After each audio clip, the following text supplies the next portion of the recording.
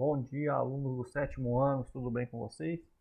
Hoje nós vamos retomar nossa aula de maneira híbrida, ou seja, nós vamos ter essas aulas gravadas, as aulas de história elas serão gravadas e, ao mesmo tempo, os alunos que estiverem no dia de aula vão estar com a aula dentro da sala de aula.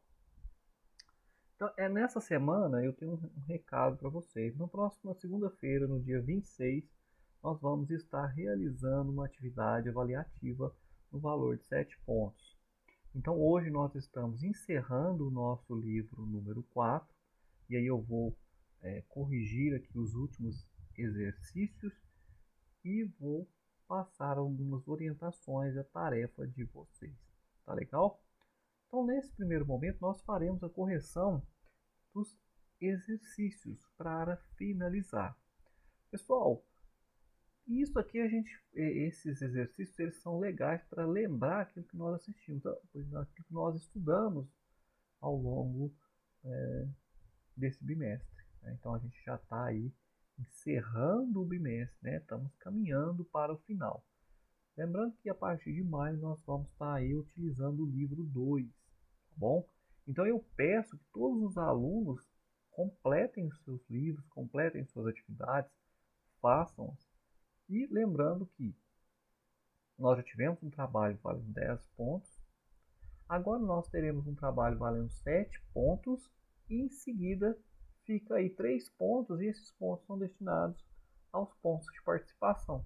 E esses são os pontos que eu dou para vocês, ou seja, que eu avalio vocês, melhor dizendo, né? E aí, obviamente, aqueles alunos que fazem os exercícios, que me enviam as fotos, que participam das aulas, né? Isso é uma maneira de mostrar que vocês estão participando. Com isso, esses podem ter certeza que terão seus 3 pontos garantidos. Como que vai ser este trabalho? Né? Para os alunos que estiverem em sala de aula, o trabalho será feito durante a aula e entregue ao final da aula de história. E será, para fazer esse trabalho, será 7 questões abertas e pode consultar o material, pode consultar o livro, pode consultar o caderno, suas anotações, tá bom? Vai ter questões que podem englobar toda a matéria. Como essa primeira matéria da Idade Média é um pouco mais antiga, mas eu vou colocar uma ou outra questão, né? Vamos focar nos dois últimos capítulos, tá legal? Então vamos para a correção. Explique brevemente o que foi a Idade Média, né? Então, a Idade Média foi um período histórico de aproximadamente 1000 anos entre a Antiguidade e a Modernidade.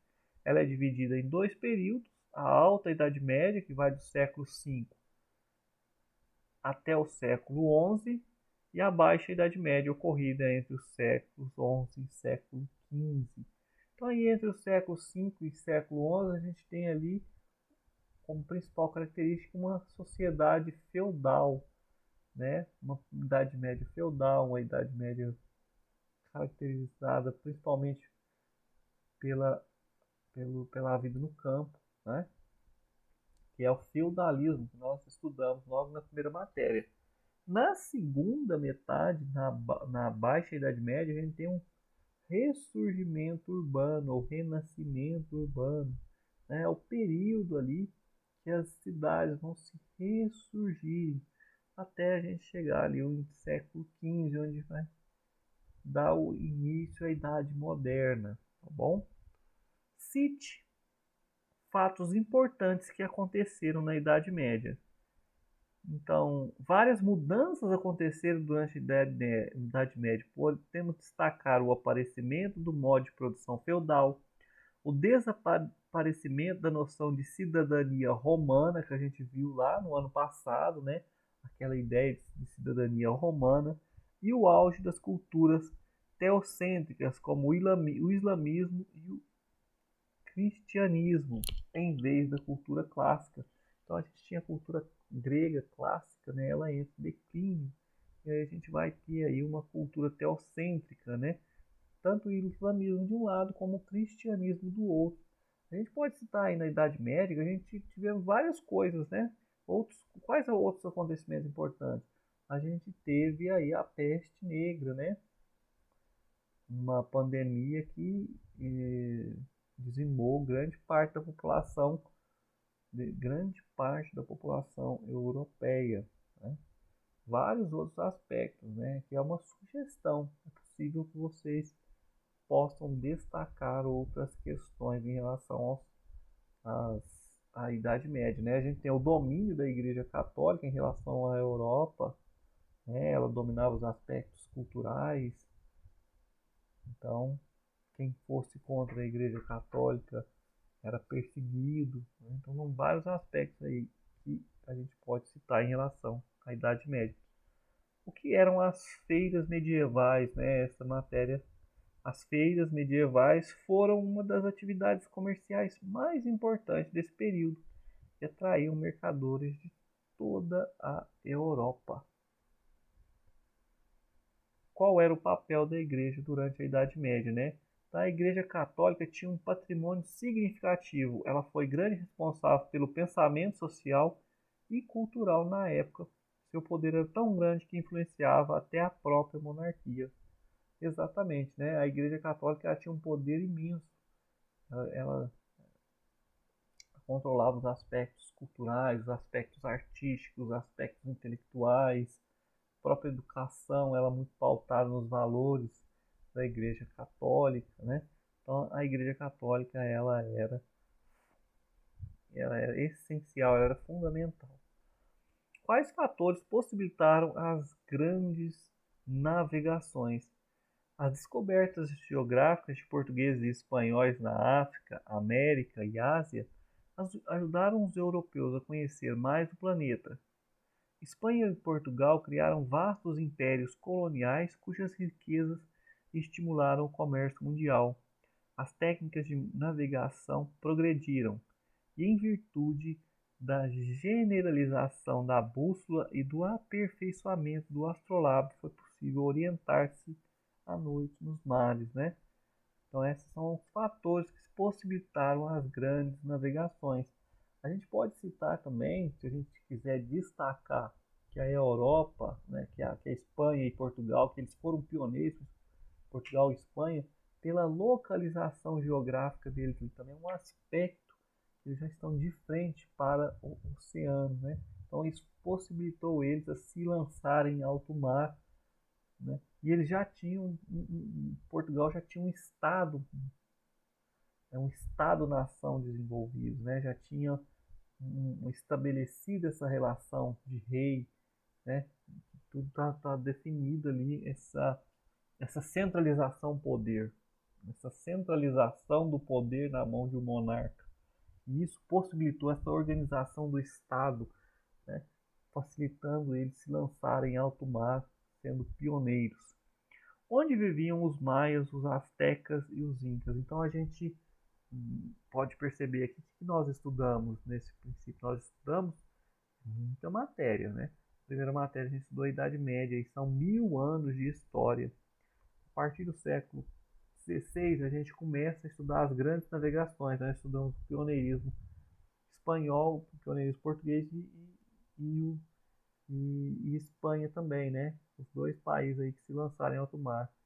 Quando eles se lançam em alto mar, eles conhecem o que a gente estudou aqui, a divisão da história. A divisão clássica dos continentes, né? O Velho Mundo, o Novo Mundo e o Novíssimo Mundo. Então, o Velho Mundo era a Europa e a África, e a Ásia, né? A Ásia, a Europa e a África, como o Velho Mundo. O Novo Mundo, a América, que foram descobertos pelos espanhóis, pelos portugueses, e o Novíssimo Mundo, a Austrália, né? Não, perdão. O Novíssimo Mundo, o continente, a Oceania, tá bom? Então, essa é a divisão. Velho Mundo, Novo Mundo e o Novíssimo Mundo, a Oceania, que vai ser descoberto posteriormente. Tá? E aí a gente tem aqui esse encontro do velho mundo com o novo mundo. Então, onde viviam os maias, astecas e incas? Os incas habitavam um extenso território localizado das montanhas das Cordilheiras dos Andes, englobando a região que atualmente corresponde ao Equador, ao sul da Colômbia, ao Peru, à Bolívia, ao noroeste da Argentina e ao norte do Chile. A civilização maia teve seu início em torno de 1000 anos antes de Cristo na península de Yucatán, região que corresponde ao extremo sudeste do México. Os astecas ocuparam o planalto central das terras altas mexicanas, fundando sua capital, Tenochtitlan, nas margens do lago Texcoco, onde está situada atualmente a cidade do México. Tá? E aí a gente tem a questão número 7. Cite e explique duas características das sociedades africanas. Né? Nós estudamos aí também as sociedades africanas. As sociedades africanas utilizam-se da oralidade para manter e transmitir suas tradições culturais e seu conhecimento. Né? Então, a oralidade é algo muito precioso para as culturas africanas. Né? Em todo o continente e em diversas épocas, os povos africanos desenvolveram sistemas de escritas e altos conhecimentos em astronomia, matemática, agricultura, navegação, metalurgia, arquitetura e engenharia. Muitas vezes esses conhecimentos foram produzidos pelos povos africanos, lembrando que o continente africano ele é imenso, né? E não está falando de uma unidade territorial. Então há uma diversidade de povos que viviam desde povos vivendo em aldeias, reinos, impérios, tá? Isso aí eles vão desenvolver, são em vários momentos da história do continente africano, né? Então a gente pode destacar aí que eles desenvolveram então em todo o continente, em diversas épocas, os povos africanos desenvolveram sistemas de escrita e altos conhecimentos de astronomia. Então é perceber que eles utilizam a oralidade para transmitir sua cultura, isso não quer dizer que eles não tenham desenvolvido um sistema de escrita. Isso não quer dizer, isso também é importante entender que isso foi em diversas épocas e diversos povos. Nós não estamos falando de um único povo vivendo dentro de um único continente. Então são vários grupos étnicos, várias etnias vivendo ali, né? E isso em gerações para gerações, em tempos diferentes. Então é isso que a gente precisa ter essa dimensão. Tá? Na medicina, praticavam cirurgias como cesariana, remoção de cataratas oculares e tumores cerebrais, até mesmo na autópsia. Então, isso aí a gente já estudou, né? Tá bem claro para vocês. E eu quero que vocês percebam e entendam que o continente africano ele não é somente essa visão negativa construída através do olhar do homem branco, né? Através do olhar colonizador de outros povos, principalmente dos povos europeus, perceber que há uma diversidade de povos, diversidade cultural e que ao longo da história esse continente passou por diversos momentos, né? Desde aldeamentos simples até mesmo a construção de grandes nações, de grandes impérios, de grandes monarquias. Bom, e aí na questão número 4, qual era a função atribuída a essas estátuas africanas?